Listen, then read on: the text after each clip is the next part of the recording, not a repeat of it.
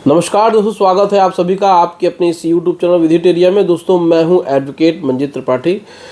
दोस्तों आज के इस वीडियो में हम लोग बहुत ही महत्वपूर्ण विषय पे बातचीत करने वाले हैं कि लोग हमसे पूछते हैं कि सर हमारी ईएमआई जारी है फिर भी हमें लीगल नोटिसें आ रही हैं।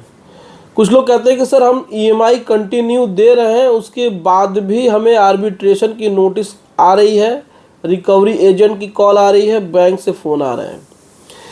अब ये कैसे संभव हो सकता है कि आपकी ईएमआई भी जा रही है और आपको नोटिस भी आ रही है?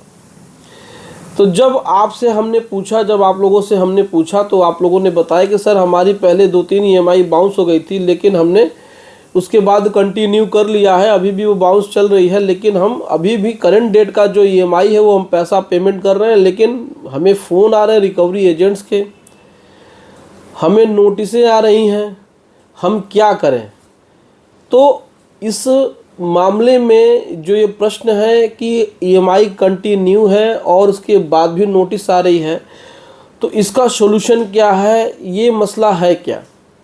देखिए, समझने की कोशिश करिए कि आपकी 1, 2, 3 ईएमआई अगर पहले बाउंस हो गई है और आपने उसको क्लियर नहीं किया है और आप उसके बाद की ईएमआई लगातार देते आ रहे हैं और आपको नोटिस आ रही है, तो इसका मतलब ये है कि आपका अकाउंट एनपीए है।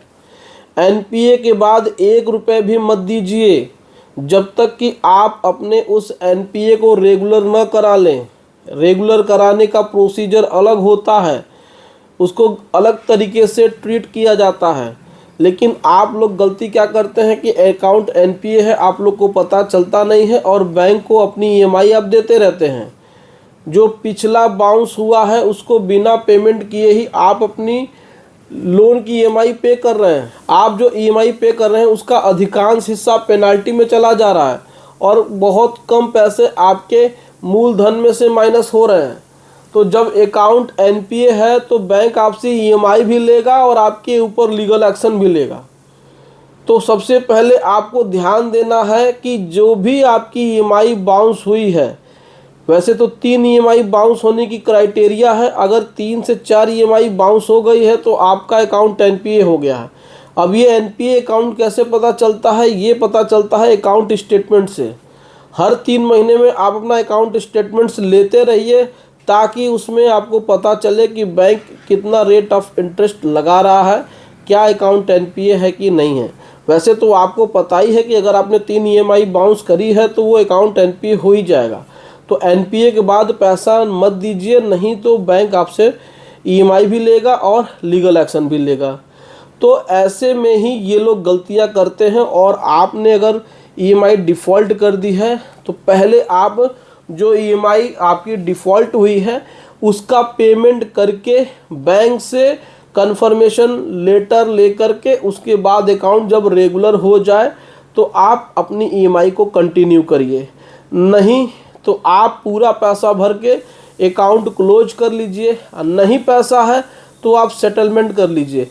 लेकिन एनपीए होने के बाद अगर आप 1 रुपये भी देते हैं तो वो पैसा आपका पेनल्टी में चला जाएगा। तो 1 रुपये भी देने की ज़रूरत नहीं है, इसीलिए हम बार बार आपसे कहते हैं कि अकाउंट एनपीए है तो पैसा मत दीजिए, अकाउंट को रेगुलर करवाइए। रेगुलर करवाने का तरीका यही होता है कि आप बैंक को एक मेल लिखेंगे या फिर आप एक लेटर लिखेंगे या सामने से जाके बातचीत करेंगे उनकी ऑफिस में। आप उनसे कहेंगे सर हम अपने अकाउंट को रेगुलर करना चाहते हैं, हमारा जो भी ओवर ड्यू है उसको आप बता दीजिए कितना पेमेंट करना है, हम उसको 1 टाइम में पे करके अकाउंट को रेगुलर करना चाहते हैं। तो बैंक आपको बता देगा कि आपकी 4 ईएमआई बाउंस है या 3 ईएमआई बाउंस है, जो भी ईएमआई आपकी बाउंस है उसको पेनल्टी के साथ इतना पैसा जमा करना है। आप जैसे ही पैसा पेमेंट करते हैं तो आपको एक मेल आ जाता है कि आपका जो अकाउंट एनपीए था अब वो रेगुलर हो गया है, अब आप अपनी ईएमआई रेगुलर पे कर सकते हैं। अगर आप रेगुलर किए बिना ही एनपीए के बाद आप पैसा पेमेंट करते हैं तो आपका पैसा पेमेंट करना भी एक तरीके से आपको नुकसानदेह है, क्योंकि एनपीए के बाद बैंक रुकेगा नहीं, वो आपसे ईएमआई ले लेगा और लीगल एक्शन में फिर आपको आर्बिट्रेशन की नोटिस भेजेगा। चेक बाउंस का अगर मुकदमा करना चाहेगा तो चेक बाउंस कर देगा, ईसीएस बाउंस का मुकदमा करना चाहेगा तो ईसीएस बाउंस कर देगा। या 406 करना चाहेगा तो 406 और 420 भी कर सकता है। तो वो इसी आधार पे करता है कि आपका अकाउंट ऑलरेडी एनपीए है। तो एनपीए अकाउंट के बाद कभी भी आप पैसा मत भरिए जब तक कि आप अपना रेगुलर अकाउंट न करवा लें। जब तक कि आप अपने एनपीए अकाउंट को रेगुलर न करवा लें तब तक तो आप पैसा मत ही दीजिए, नहीं तो वो पैसा आपका पानी में चला जाएगा, कोई मतलब नहीं रहेगा। आप सोचेंगे कि ईएमआई दे रहे हैं लेकिन वो ईएमआई आपकी कटेगी नहीं। तो ये तरीका होता है अकाउंट को रेगुलर कराने का, और ये स्टेटस होता है कि जब भी आपका अकाउंट एनपीए है तो पैसा ईएमआई नहीं देना है, आपको पहले वो रेगुलर कराना है। रेगुलर कराने के बाद ही आप अपना ईएमआई कंटिन्यू करिए, नहीं तो फुल एंड फाइनल पेमेंट करके आप अकाउंट को क्लोज कर लीजिए, या तो अकाउंट को सेटल कर लीजिए और एनओसी लेकर के इस झंझट से छुटकारा पाइए। लेकिन एनपीए के बाद अगर आप ईएमआई देते हैं तो ये रिस्क आपका है। तो उम्मीद करते हैं दोस्तों वीडियो पसंद आई होगी। वीडियो अच्छी लगी हो तो वीडियो को एक लाइक ज़रूर कर दीजिएगा, इसे अपने दोस्तों में शेयर कर दीजिएगा और हमारे चैनल को सब्सक्राइब भी कर दीजिएगा। चलिए दोस्तों मिलते हैं नेक्स्ट वीडियो में। दोस्तों अगर आपको भी किसी प्रकार से लीगल सर्विस की ज़रूरत है, लीगल नोटिस की ज़रूरत है, ऑब्जेक्शन लेटर की ज़रूरत है, आर्बिट्रेशन ऑब्जेक्शन की लेटर की ज़रूरत है, आपको किसी भी प्रकार से 13(2), 13(4) के जवाब बनवाने हैं या लोन सेटलमेंट लेटर बनवाना है, किसी प्रकार से कोई भी लीगल सॉल्यूशन या लीगल सर्विस की ज़रूरत है तो आप हमारे व्हाट्सएप नंबर पे संपर्क कर सकते हैं।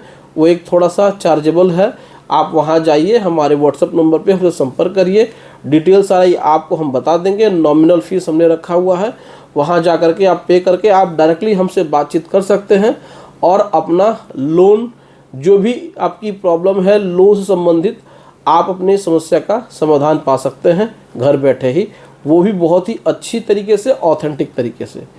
चलिए मिलते हैं नेक्स्ट वीडियो में। Thank you so much. जय हिंद दोस्तों।